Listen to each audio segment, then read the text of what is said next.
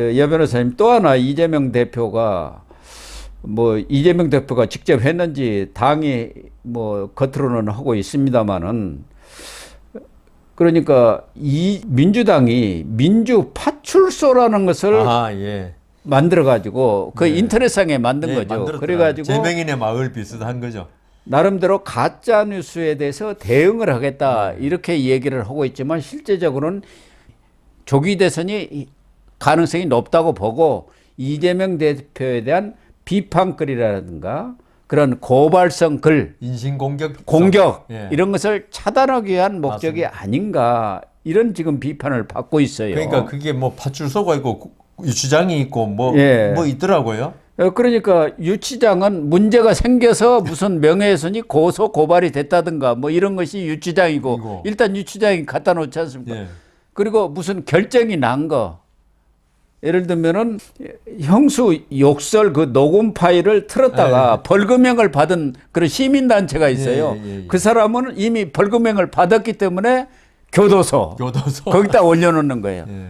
이런 것은 완전히 입틀막 아닙니까? 입틀막. 민주당에서 그렇게 윤석열 대통령한테 비난을 했던 게 입당 막는 거 아니에요? 그리고 우선 유력 대선 주자에 대해서 어떤 그 사실관계를 드리고 모욕적이고 명예훼손 하는 거, 미국 같으면 처벌이 아예 안 됩니다. 왜냐하면 그 사람은 자기가 그런 대중의 감시를 받아야 되는 걸 전제로 하고 정치를 하는 거기 때문에. 그렇죠. 그런데 우리나라만 이게 사실을 적시해도 명예훼손이 되는 이상한 나라예요. 그런데 이걸 오늘 그 고 교수님이 말씀하신 걸 쭉 보니까 이거는 어떤 압박용이다. 나한테 대해서 어떤 조금이라도 사실이건 아니건 말을 하면은 고발을 해가지고 당신을 갖다 힘들게 하겠다. 사실 보통 사람들 있죠. 저희들 같은 법조인도 사실 고소 고발 당하면 힘들거든요. 방어하는데. 근데 일반인 이 변호사 이런 거 가지고 선임할 수도 없고 이러면 힘들어진다. 생업이 있는 사람들이 경찰에서 오라니 가라니. 골치 아프죠. 보통 문제가 아닙니다. 스트레스가 얼마나 강한데요. 그래가지고 그런 걸 갖다가 너 나 비판하면은 이런 식으로 힘들게 해주겠어. 그러니까 이런 거 당하기 전에 나에 대해서는 어떤 언급을 할 생각을 말아라. 그러니까 아까 말씀드린 데 어떤 사실관계 있지 않습니까? 뭐 아까 정신병원의 강제 감금이라든가 이런 거는 그건 사실관계잖아요. 이런 거는 좋아요. 근데 의견까지 지금 못하게 하거든요. 비판 의견까지. 이거는 공산주의 국가지고 어떻게 민주주의 국가입니까? 그 표현의 자유가 있는데, 특히나 상대방이 제1야당의 대표고 지금 유력 지금 대통령이 거의 된 사람인데 여기에 대해서 어떤 정책이라든가 이념이라든가 그다음 뭐 한 행위에 대해서 의견을 말 못하게 지금 막고 있는 지금 이거는 그래서 저는 이재명 대표가 독재적인 발상을 벌써부터 가지고 있다. 그렇죠. 그래서 대통령이 되면 우리 표현의 자유, 지금 뭐 표현의 자유를 제어하는 법도 몇 가지 있습니다. 광주 민주화법인가요? 그것도 표현의 자유를 아예 그건 법으로 막아놨죠. 근데 이재명 대표가 만일 대통령이 되면 있죠. 그때 여당이네요. 거대 여당을 힘을 이용해서 국민들의 표현의 자유를 엄청나게 제약하는 입법을 양산할 것이다. 대통령 비판했다 그러면 그날로 잡혀가는 거예요. 그 유신시대하고 똑같은 거죠. 유신시대 때 박정희 대통령 욕하면은. 아니, 이 김웅 전 의원 그 친형 정신병원 감금 그걸 가짜뉴스라고 해갖고 명예훼손으로 고발을 했는데 그거 사실인 것은 틀림없는 거 아닙니까? 명예훼손은 된다는 거죠.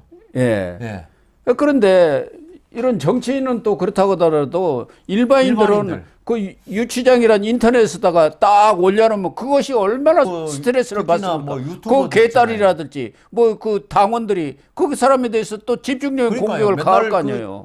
유튜브 이런 거 보고 감시하고 그걸 올릴 거 아닙니까? 그러니까 그 유치장에다 딱 올려놓는 거 아닙니까? 중인 환실에 그 올려놓으면 얼마나 심리적으로 너무 공격을 힘들고요. 받겠어요. 그 스트레스가 어마어마합니다. 그래서 저는 그 이재명 대표가 이번에 그 뭐 이재명 파출소인가요? 그걸 만들었다는 걸 보고 민주파출소? 이러면 좋네요. 저는 이재명 파출소라고 민주당 파출소다 이거죠. 이거는 어떻게 보면 린치라 그런 거 있죠. 사적인 처벌. 이 전형적인 겁니다. 그리고 이게 지금은 이재명 대표가 국회의원이니까 사적인 처벌이지만 이재명 대표가 대통령이 되는 순간에 공적인 기관을 좀 동원하는 공적인 처벌로 간다고 이게. 이거 완전히 언론 표현의 아니 자유를 그러니까 그 유신 시대 때 우리가 그 박정희 억압하는 대통령 욕하면 경범죄 처벌법으로 하겠다 해가지고 네. 했고 얼마 전에도 그런 일이 한번 있었죠. 예. 그 어떤 의견에 대해서 처벌하겠다는. 그래서 그게 워낙 비판이 많으니까 이제 철회했었는데 어느 당이 했는지는 기억이 안 납니다만은 이재명 대표의 이런 발상 자체가 우리 국민들이 잘 알아야 됩니다. 이런 발상이 지금 장난처럼 들리잖아요. 네. 뭐 민주파출소니 그 안에 사이버상에 유치장이 있고 뭐 그 교도소가 있고 하는 게 그런데 이게 발상에 머릿속에 지금 들어가 있다는 겁니다. 어떻게 하면 표현의 자유, 언론의 자유를 제약하는 방법이 없겠느냐. 그래서 이재명 대표가 이런 걸 안 해야 됩니다. 자기가 대통령 꿈이 있다면. 언론에 대해서도 몇 차례 재갈을 물리려다가 징벌적 손해배상제 그걸 하려겠다가 세계 언론사들뿐만 아니라 언론기관들이 그냥 들고 일어나니까 결국 철회를 했는데 지금도 그 생각을 갖고 있어요. 머릿속에는 나는 왕이고 언론에 대해서 완전히 재갈을 물려보려고 하는 거 나를 아닙니까? 제약하는, 나를 비판하는 사람은 지금 우리가 윤석열 대통령이 그래서 이렇게 탄핵까지 온 거 아닙니까? 예. 탄핵 지금 소추까지 왔는데 뭐 이재명 대표는 워낙 그 더불어민주당이 다수를 차지하고 있으니까 탄핵은 안 될지 몰라도 지금 하는 행태는 똑같아질 것이다. 지금 이걸 보고 이야기하는 겁니다. 대통령 돼서 어떻게 할지는 아직은 모르지만은 그 이재명 대표의 그 생각 속에는 아주 언론의 자유를 최대한 제약하고 표현의 자유를 제약하겠다는 그 생각이 머릿속에 지금 들어박혀 있어요. 그리고 본인이 지금 윤석열 대통령 체제하에서 그 어떤 법적인 어떤 압박을 검찰의 어떤 그 탄압을 받았다는 게 있으면 대통령 되는 순간에 보복의 정치가 시작되고요. 그다음 그게 대한 따르는 표현 언론의 자유가 극도로 제한되는 사회가 올 수 있다. 그러니까 일반 시민들의 비판의 목소리까지도 재갈을 물리겠다는 거죠. 그래가지고 윤석열 대통령 행사에서 소리 좀 쳤다고 경호원들이 입을 막고 끌고 나가가지고 그걸 입틀막이라 해갖고 그렇게 공격을 해야 됐지 않습니까? 그런데 자기들이 이제 입틀막을 하겠다는 거예요. 이제 내가 집권하게 생겼으니까 이 사람들은 뭐 언론 뭐 이런 것뿐만 아니라 아예 그냥 시민들까지도 입을 막아버려야겠다. 근데 이게 진보들은 있죠. 교묘한 게 윤석열은 경호원이 입을 막고 들어갔는데 아마 이재명 대통령은 그 시민단체 있지 않습니까? 민원연이나 여기서 입을 막고 끌어낼 겁니다, 아마. 그건 나는 안 했어. 시민단체가 자기들끼리 한 거야. 이렇게 나올 사람이죠. 거기다가 최근에는 또 내란 행위를 벌인 윤석열 대통령을 옹호했다 해갖고 권성동, 윤상현, 나경원 뭐 정치인뿐만 아니라 유튜버도 한 4명 정도 이렇게 해갖고 12명을 경찰에 고발을 했습니다. 내란 선동죄. 그게 선동죄가 되나요? 아니 근데 옹호를 했다 해가지고 이재명 대표가 그러니까 국회의원들 좋아요. 근데 유튜버들은 이제 이 계엄이 나고 나서 해제되고 나서 이제 방송을 한 건데요. 선동이라는 건 내란이 있기 전에 어떤 선동해가지고 어디 뭐 국회를 정지시키는 이런 거 아닙니까? 이게 어떻게 그래서 이재명 대표가 자기 변호사인데 이게 레토릭으로 정치적인 수사로 하는 건지 이것도 다 입틀막이죠. 그러니까 정말 이게 내란 선동죄가 된다고 믿고 하는 건지 그게 저는 알 수가 없어요. 형법 90조 2항 내란 선전죄라는 게 있는 모양이에요. 선전을 했다 이거죠. 내란을 잘했다 하고. 그 내란이 아직 확정도 안 됐는데.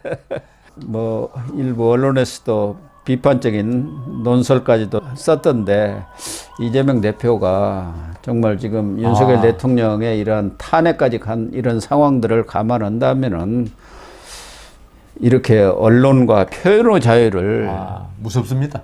미리부터 이렇게 봉쇄하는 조치들을 취하는 거 그게 뭐 본인한테는 전혀 도움이 안 될 것 같아요. 그러니까 지난 1월 1일자 여러 언론사에서 여론조사를 했지만 35% 중반대를 하나도 못 벗어나고 있어요. 이게 딱 그게 고정되어 있지 않습니까? 정상적인 상태라면은 윤석열 대통령이 탄핵 저렇게 돼 있고 50% 넘어야 비난을 이렇게 받으면은 정상적인 아마 야당 대표였으면 대선 후보였으면 지금 한 60, 70% 돼야 돼요. 그러면요. 바꿔야 된다. 여당은 뭐 있지가 않지 않습니까? 그러니까요. 후보 같은 후보가. 그러니까 바꿔야 한다는 말이 나오는데 예. 많은 분들이 원래 큰일 있던 대로 나겠다. 35% 안팎이에요. 원래 지지자들 그 사람들뿐이 없다 이 말이에요. 그래서- 이런 행태 때문에 그래요. 그래서 아까 우리 그 선거법 위반도 말씀하셨지만은 예. 2심 판결 나오면은 거기에서 또 다시 1심과 같은 게 나오면은 예. 이재명 대표 지지율은 좀 더 떨어질 가능성이 있어요. 그렇습니다. 예, 물론 제일 후보는 맞지만은 그래서 이재명 대표는 있죠. 예. 이런 자기에 있는 여러 사법 리스크라든가 이런 걸 전부 생각하고 예. 좀 전에 말한 민주파출소인지 민주경찰서인지를 빨리 이런 걸 빨리 내려야 됩니다. 예. 네, 시청자 여러분, 오늘 방송은 여기서 마치도록 하겠습니다. 시청해 주셔서 감사합니다.